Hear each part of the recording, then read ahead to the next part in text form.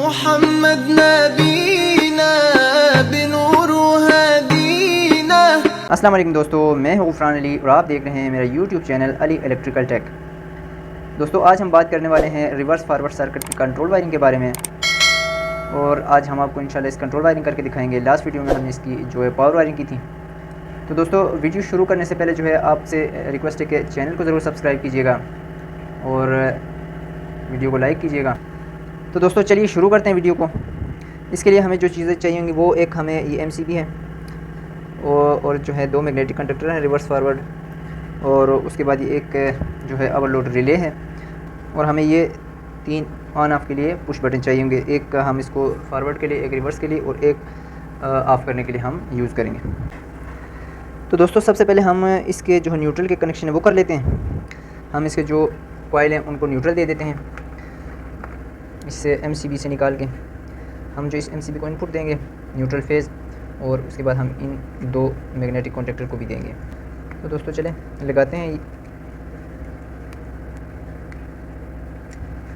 اچھی طرح ٹائٹ کر دیں۔ اس کے بعد ہم اس کو جو ہے جو ہمارا کوائل ہے میگنیٹک کانٹیکٹر کا، اس کو A1 پہ دے دیں گے۔ اس کے ساتھ دوستو ہم اس کے ساتھ یہاں پہ بھی دیں گے نیوٹرل کی وائر، ان کو لگا دیں، ٹائٹ کر دیں۔ اس کے بعد اس کو جو ہمارا دوسرا میگنیٹک کانٹیکٹر ہے اس کے کوائل میں دے دیں۔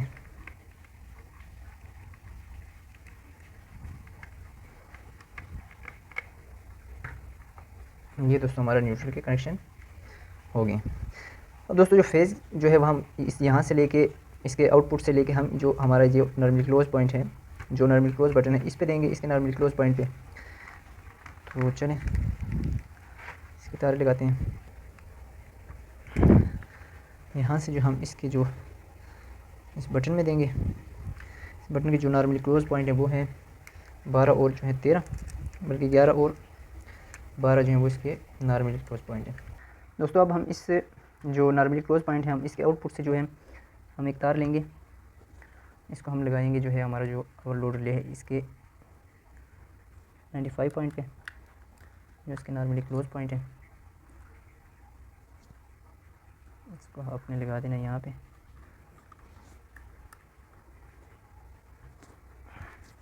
یہاں سے پھر ہم ان دو ہمارے جو بٹن ہیں ریورس اور فارورڈ کے، ان کو ہم جو ہے وہ سپلائی دیں گے۔ اس کے آؤٹ پٹ سے نکال دینا ہے جو 96 پوائنٹ ہے یہاں سے۔ اس کے بعد اس کے ان پٹ پہ اور اس کے ان پٹ سے ہی آپ اس کو یہاں پہ لوپ کر کے ساتھ والے بٹن کو بھی سپلائی آپ دے دیں۔ دوستو اس کے ساتھ اس کو بھی آپ دے دیں سپلائی جو ہے ان پٹ پہ۔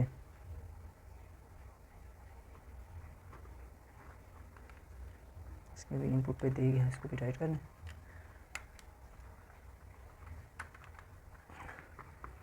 یہ دوستو ہمارے جو ہیں دونوں کو سپلائی ہمارے دے دی ہم نے۔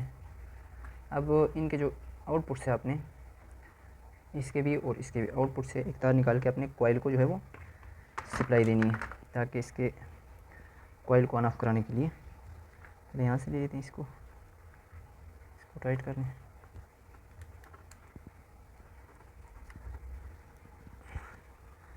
یہاں سے نکال کے آپ جو ہے جو ہمارا کوائل ہے اس کو دے دیں، اس کو ٹائٹ کر لیں۔ اور پھر جو ہمارا یہ والا جو ریورس کا بٹن ہے اس کو دے دیں۔ اس کے آؤٹ پٹ سے آپ نے ایک تار لے کے جو ہے دوسرا ہمارا کنڈکٹر ہے اس کے کوائل کو دینا ہے۔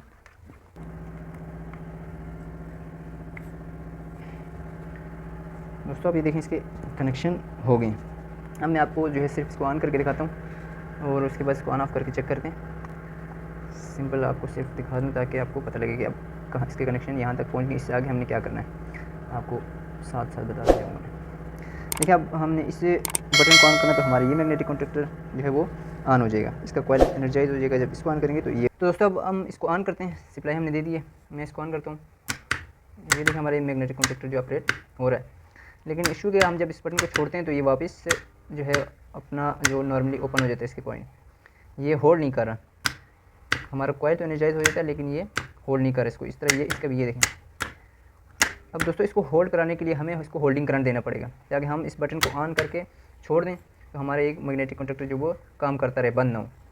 تو دوستو اس کے لیے ہولڈنگ کرنٹ کے لیے آپ کو کیا کرنا پڑتا ہے کہ جو ہمارا جو یہ بٹن ہے اس کے ہم نے ایک ان پٹ سے ایک تار لے جا کے یہ جو ہمارے میگنیٹک کنڈکٹر کا ایکسلری پوائنٹ ہے نارملی اوپن، اس کے یہاں پہ آپ دیں گے اور یہاں سے نکال کے آپ اس کوائل کو دیں گے۔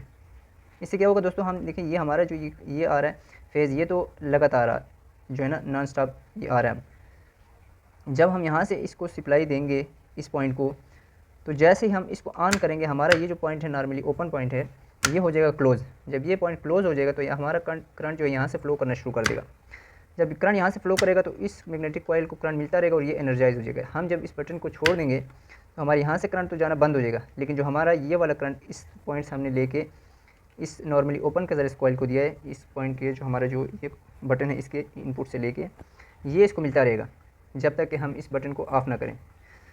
تو اس کو ہولڈنگ کرنٹ بولتے ہیں، اور اس کے کنیکشن میں آپ کو کر کے دکھاتا ہوں، اس کے بعد اس کو آن کر کے آپ کو بتاؤں گا کہ یہ جو ہے وہ ہولڈ ہو جائے گا اور یہ آپ اس بٹن کو ایک دفعہ آن کریں گے اور یہ آن رہے گا اس کے بعد۔